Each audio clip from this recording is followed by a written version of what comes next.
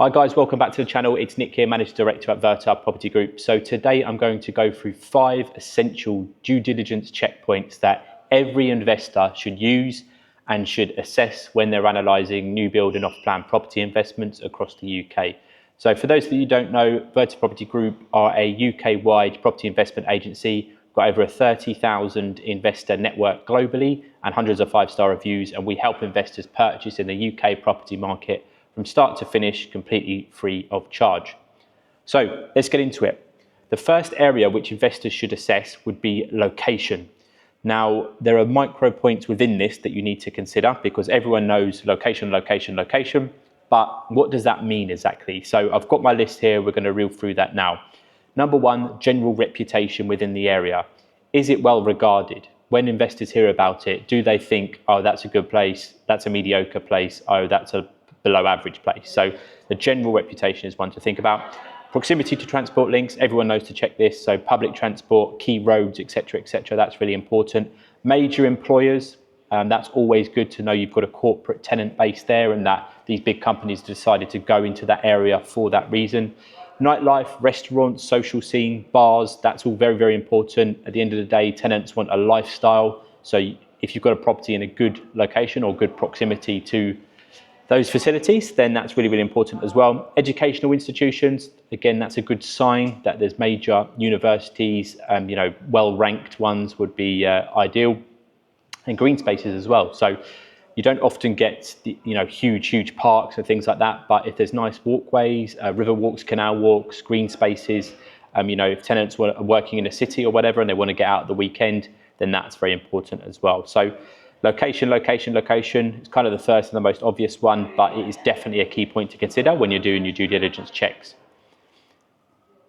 Okay, so moving on to point number 2 for assessing new build and off-plan developments, it's the financials. So everyone knows to look at the overall price, or what we call the ticket price, but you can drill down a bit further, and these are a couple of the points that I would consider. So yes, the ticket price, the price per square foot, so the actual value that you're getting in relation to the space of your investment.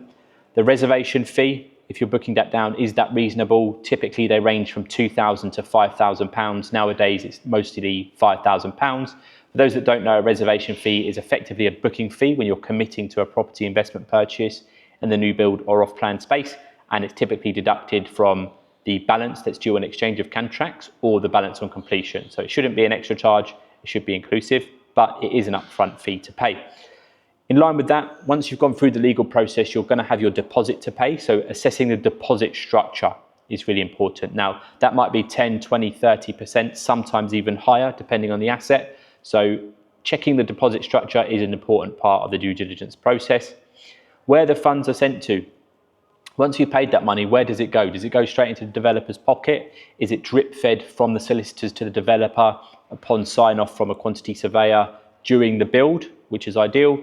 Or are those funds held and then later released to the developer? Just checking that and making sure that you're comfortable with that risk profile is very, very important.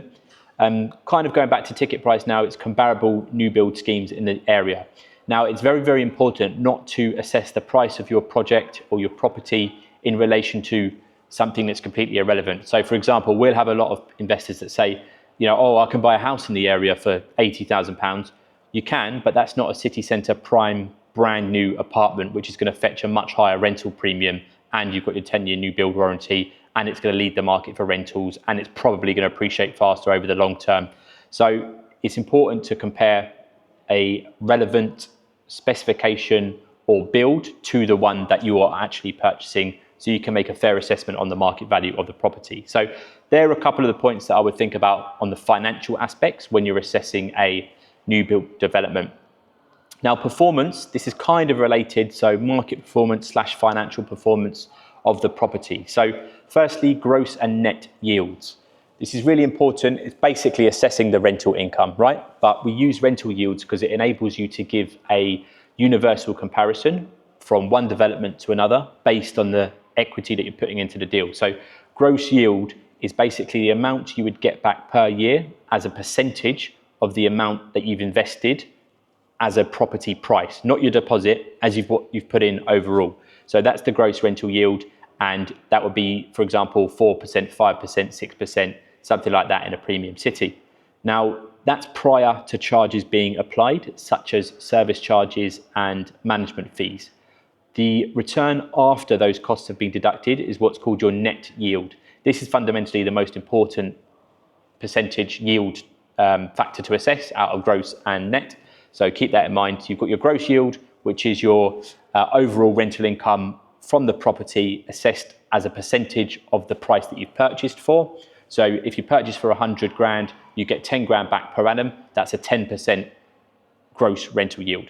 Then the net yield would be after your service charges and management fees are taken off, what's left remaining as a percentage. Now, it's important to clarify that this doesn't include mortgage costs. The industry standard for us, amongst our competitors, developers, etc., is to not include that because it fluctuates so much, right? So we don't know your interest rate, your mortgage term, your deposit level that you've put in, etc., etc. So you do need to figure out or ask your consultant that you're working with to give you the return after your mortgage repayments as well.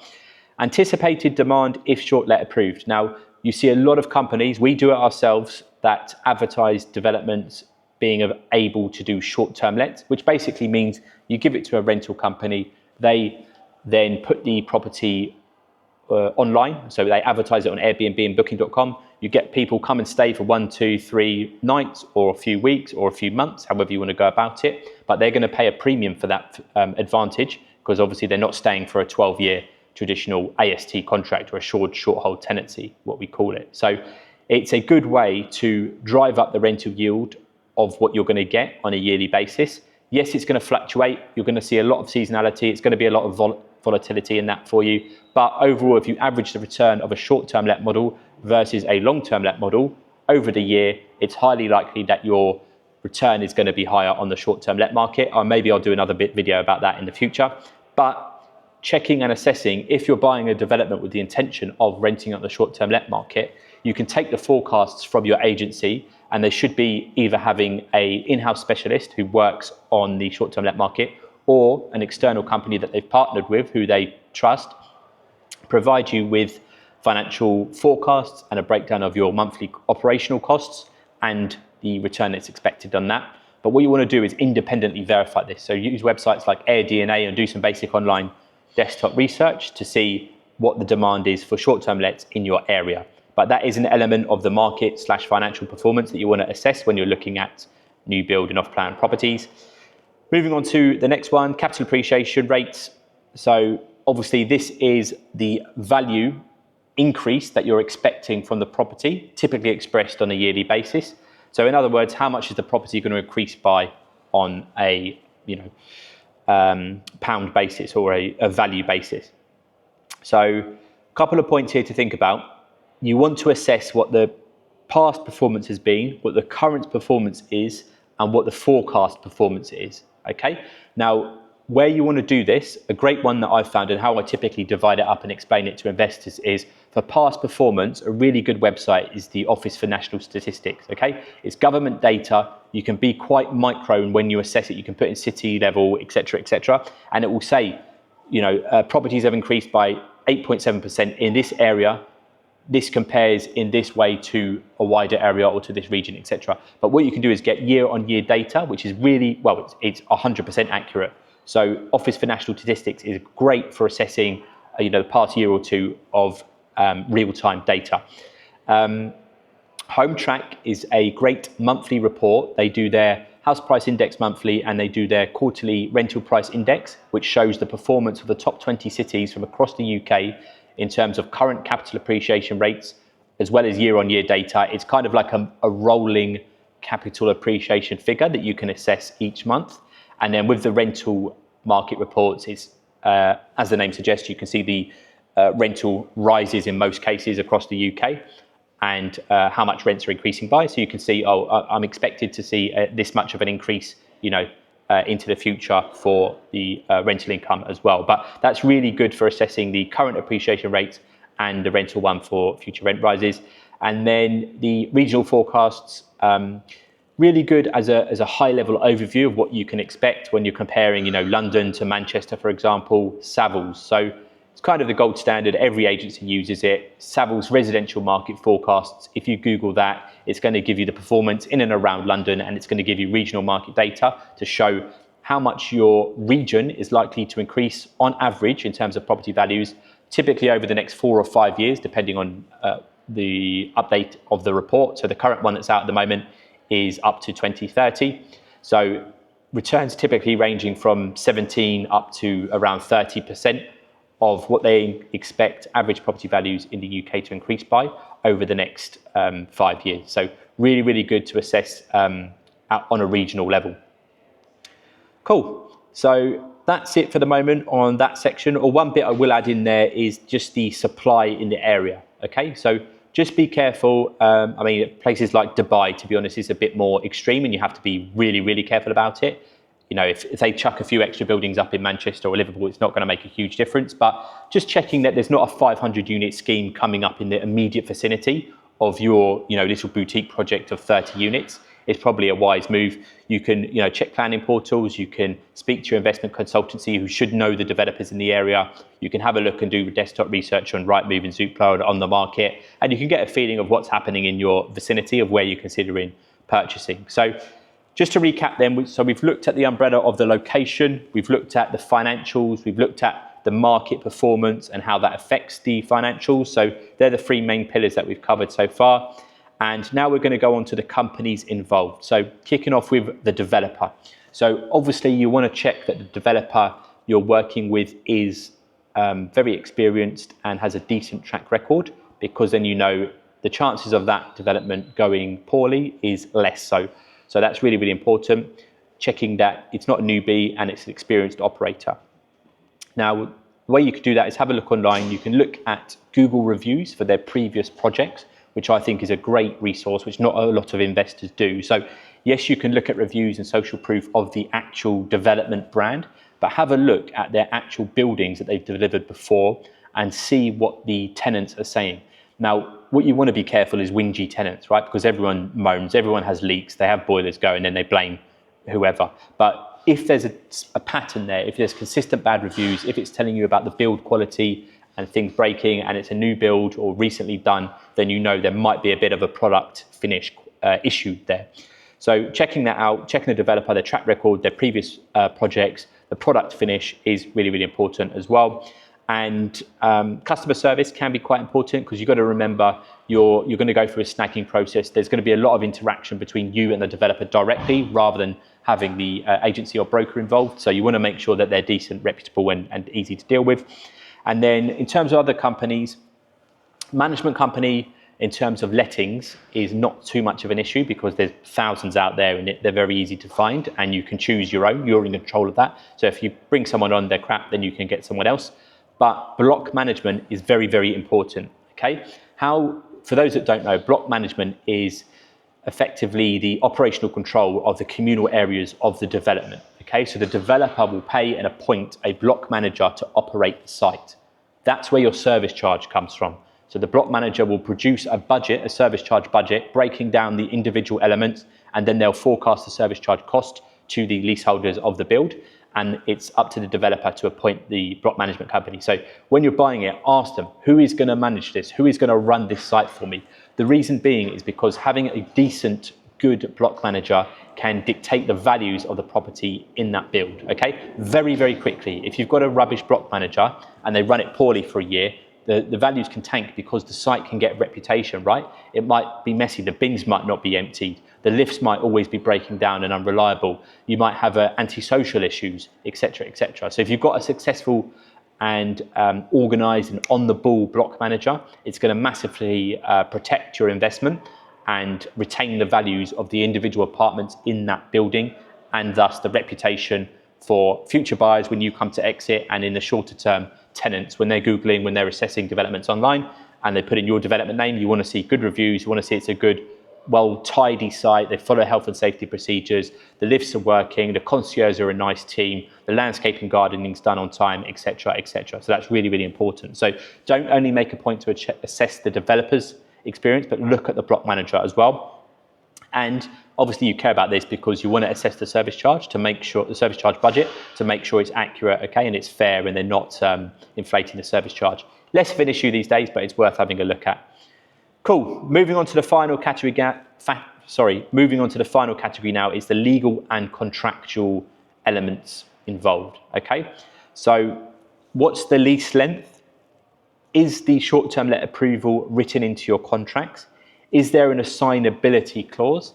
What that means is, can you resell the apartment anytime post exchange of contracts? Once you become the legal owner, can you sell at any time, or do you have to pay a certain amount of capital? Do you have to wait until completion, etc., etc.? It's really, really important to have that written into your contract because it protects the liquidity of your investment. If you have an emergency and you want to exit 3 months after you've bought, yes, it might not be financially wise to do that, but you might need to get the capital out. You might need to whatever, get your 20% back. So having that ability in the contract is really, really important because we never know what's going to happen. So in order to do that, you need what's called an assignability clause. So ask your consultant, has this development got that written into the contract? And obviously ask your solicitor during the purchase process.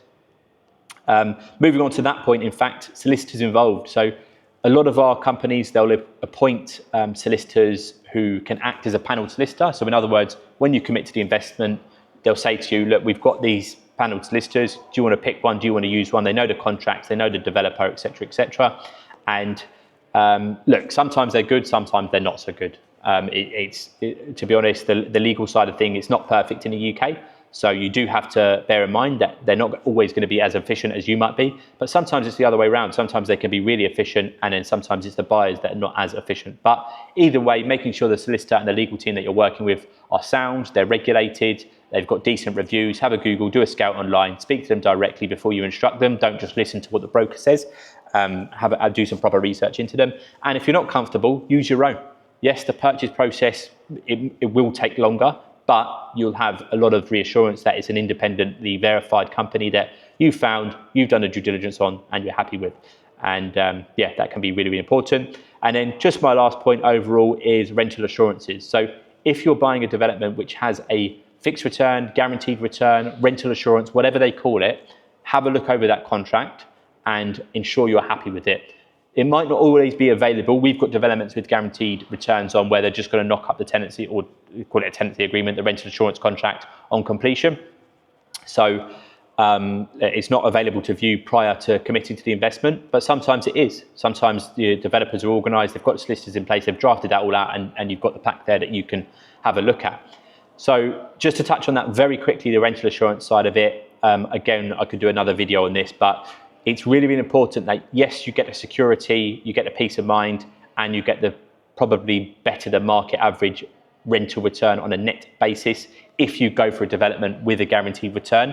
But it's really important that the underlying asset performs well without the rental assurance, okay? So what you're doing is you're effectively mitigating the risk. So yes, the rental assurance is nice to have, but you shouldn't solely base your investment decision on that. What you've got to do is say, okay, let's imagine the rental assurance wasn't there. What's the gross return? What's the net return? What's the performance likely to be? And then even if there are issues in 3 years' time or whatever with the contract, or there's a clause that you don't like and you're having a bit dispute. I mean, it rarely happens, but sometimes, it can happen. That the development stands on its own 2 feet anyway, so you're not solely reliant on the rental assurance from the developer. But that's it, guys. So I'll wrap that up there. Location, financials, market performance, developer and block management companies, and the legal and contractual elements are the key pillars that I would say you need to assess, and they're absolutely essential to look at when you're investing in the new build and off-plan market across the UK, wherever that may be. I hope that helped, guys. If you want help investing into the UK market, click the link below in the description and you can learn more and partner with me, and I can help you do so. Thanks for your time.